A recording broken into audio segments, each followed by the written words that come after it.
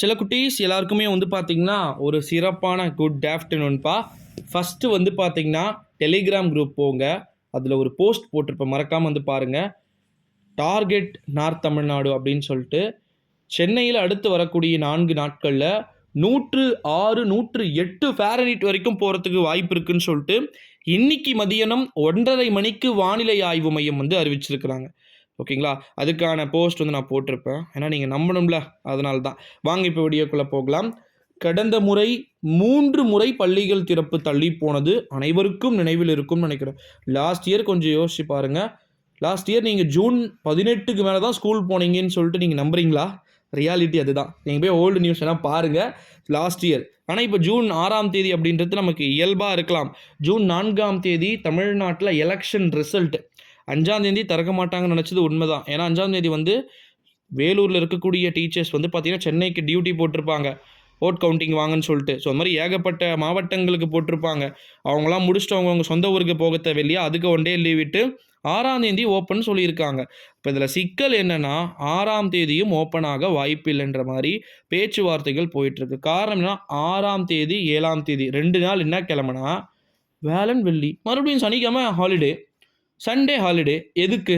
இதுக்கு பேசாம 10ஆம் தேதி ஓப்பன் பண்ணிடலாம்ல அப்படின்னு சொல்லிட்டு பிளான் போயிட்டு பெருசாலாம் ரொம்பலாம் வந்து அறிவிக்கப்படல. 4 நாள் மட்டும் தள்ளி வச்சு ஃப்ரெஷ்ஷாக மண்டேலேருந்து ஆரம்பிப்போமே அப்படின்னு சொல்லிட்டு. ஏன்னா எப்பவுமே ஆரம்பித்தா ஒரு நல்ல டேட்டில் அழகாக வந்து கரெக்டாக ஆரம்பிக்கணும் அப்படின்னு சொல்லிட்டு. மண்டேல ஆரம்பிச்சுன்னா செவ்வாய்க்கிழமை புக் கொடுத்துடலாம். புதன்கிழமைலேருந்து ஸ்டார்ட் பண்ணாலும் கூட பிக்கப் பண்ணிக்கலாம்ல. கண்டிப்பாக இந்த முறை வர நியூ சிலபஸ் இருக்குமான்னு சொல்லிட்டு எல்லா ஸ்டூடெண்ட்ஸ்க்குமே ஒரு டவுட் இருக்குது. கண்டிப்பாக கிடையாது. நியூ சிலபஸில் இருந்தால் சிறப்பு துணைத் தேர்வு எழுதக்கூடிய மாணவர்கள் பாதிக்கப்படுவார்கள். ஸோ அது முன்கூட்டியே அறிவிக்கப்படும். ஓகேங்களா? நீங்கள் கவலைப்பட வேண்டிய அவசியம் அப்படின்றதே வந்து கிடையாது அப்படின்னு வந்து சொல்லலாம்.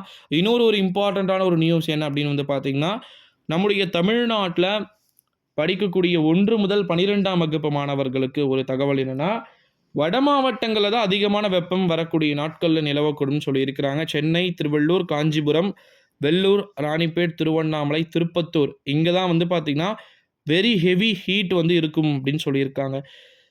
சம்டைம்ஸ் 108 ஃபாரன்ஹீட் ப்ளஸ் போகலாம் அப்படின்னு சொல்லிட்டு. ஈரோடுலாம் வந்து லாஸ்ட் டைம் 110 வரைக்கும் போச்சு பார்த்தீங்களா? ஈரோடு, வெள்ளூர்லாம். இப்போ ஈரோடுலாம் 100ஏ தொடாதுன்னு சொல்லிட்டாங்க. ஸோ அப்போ மேபி அந்த சைடு பெருசாக டெம்பரேச்சர் இல்லை. சவுத்து, மிட் தமிழ்நாட்டில், டெல்டாவெல்லாம். நார்த்தில் மட்டும்தான் கொஞ்சம் வெரி ஹெவி ஹீட் இருக்கும்னு சொல்லியிருக்கிறதுனால எப்படி அனௌன்ஸ்மெண்ட் வந்து பண்ண போகிறாங்க அப்படின்றது ரொம்பவே மிகவும் முக்கியத்துவமாக வந்து பார்க்கப்படுகிறது. ஓகேங்களா? பள்ளிகள் திறப்பு பற்றியான அடுத்தடுத்த அப்டேட்டை நம்ம தொடர்ந்து பார்க்கையில் 29ஆம் தேதி கிட்ட வெளியாக போகிற ஃபைனல் முடிவு தான் கரெக்டாக இருக்குன்னு சொல்லியிருக்கிறாங்க. 29னா வெனஸ்டே. ஓகேங்களா? அன்றைக்கி தான் உங்களுக்கு அஃபீஷியல் ரிசல்ட் தெரியும். இன்னும் பெற்றோர்கள் கடுமையான எதிர்ப்பு தெரிவிப்பாங்க. வரக்கூடிய இன்னும் 10 நாள் லீவ் இருக்குங்க. ஓப்பன் பண்ணலாம் தெரியுமா? 10 நாள் 8, 9 நாள் கிட்ட லீவ் இருக்குது. ஸோ அதனால் நீங்கள் பயப்பட வேண்டிய அவசியம் கிடையாது.